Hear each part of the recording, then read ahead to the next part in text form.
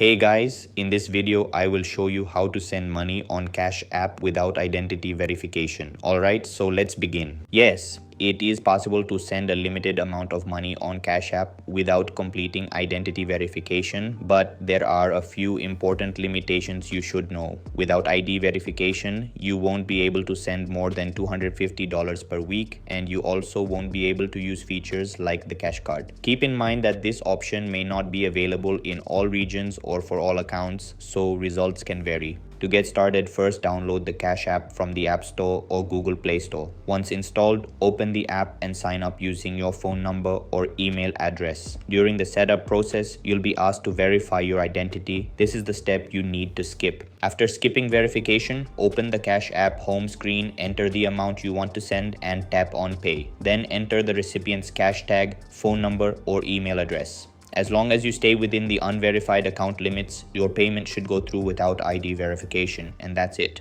So that's basically how you can send money on Cash App without identity verification. So that's all for this video. Thanks for watching.